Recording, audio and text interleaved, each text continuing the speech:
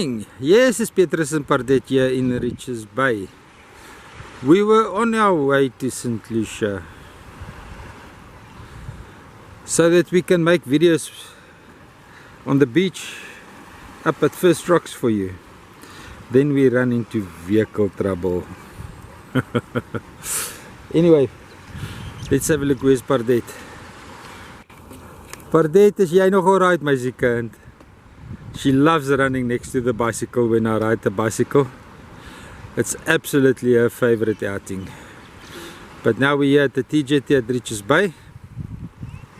We'll have to stay over another day because that seems to be like a Iveco spare that I'll be needing. I don't know if the other any spare shops will sell it, but that's a hunt that will have to be done tomorrow.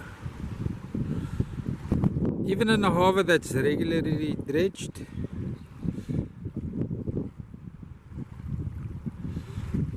ocean-borne sediment is a problem. Here we can see it.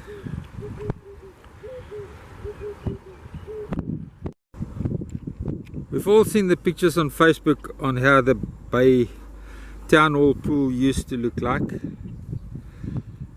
Now this is what happens when nature takes back from humans. It's not a good thing, it's not a bad thing. It just means that nature recognizes that we don't need it anymore. And now nature is going to utilize it while it is abandoned by humans. It pretty much is the same for St Lucia Estuary or any other development where humans interact. Any building, any tar road, if we don't maintain it to our standards and we don't need it, nature will recycle it and use it for herself again. After a healthy breakfast with the wife, I got the guts to get going again. Ek wou ook wel trou, maar dit jy was nog nooit so uit asem.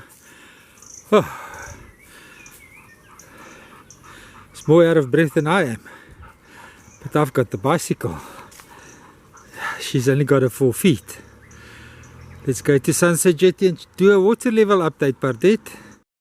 Arrived at Sunset Jetty, Pardet. Ons gaan met fiks word, hè? Water levels is quite high. Sorry, this is not a morning St Lucia walk, but we had a lot of solar to sort out. Ladies and gentlemen, if you've got 80,000 watts solar or 12 volt 220 volt inverter that is obsolete for you but still working, I need it, please. Strandloper is going to go off the grid 100%, and the solar panels is installed. I'm going to get deep cycle lead acid batteries to power it, and for now I need a 2000 watt inverter. I need bigger, but that can wait until I got money to afford one. Sorry for my breath, but keeping up with Pardet and the bicycle. Wow, look at this water. Muck, muddy. I'll cut back to the video about the Mflozi River. It's just pumping water through the back channel. This is the mug washing down to St Lucia Estuary at the moment. Even if it's not high energy right now, it's just pumping mud down towards St Lucia Estuary, suffocating mud. Let's quickly have a look at the back channel. Let's cut to the back channel quickly. With the 1942 decision to split the Mflozi and the St Lucia Mouth to divert the sediment from the Mflozi straight into the ocean, the scientists from the Royal Society of South Africa realized that they could be starving the lake system of fresh water. Included in the 1968 management plan was a series of back channels with sediment traps to feed the estuary and the lake system with fresh water during low energy flow of the Mflozi River. One of these channels was dug from the Mfolozi River to feed the estuary behind Honeymoon Bend and further up.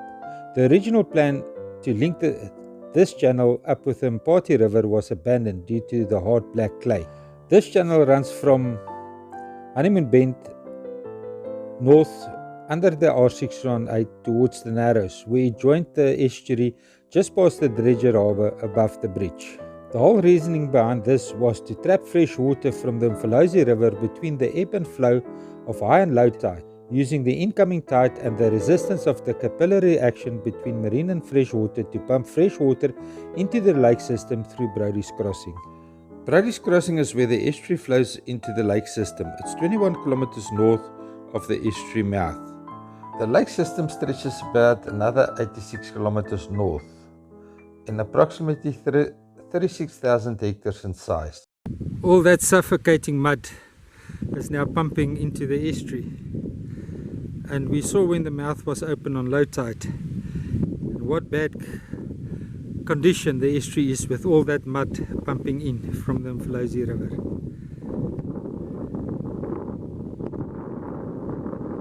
That back channel needs to be closed or diverted. Now with the rainy season coming, this estuary can't suffocate anymore. It just can't handle any more mud.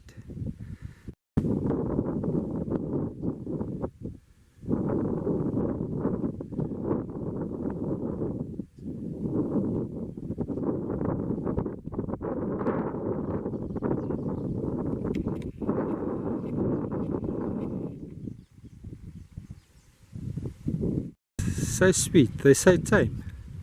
Look at that one over there. My humble apologies, there's a whole lot of video material short. I can't get to download the GoPro with the cell phone. I need the laptop. The laptop is not with me this week. We're traveling light, we've got a lot of things to do. So this video is short, but please like, share and subscribe. Tomorrow me and Pardette is visiting St Lucia Beach and the Mouth.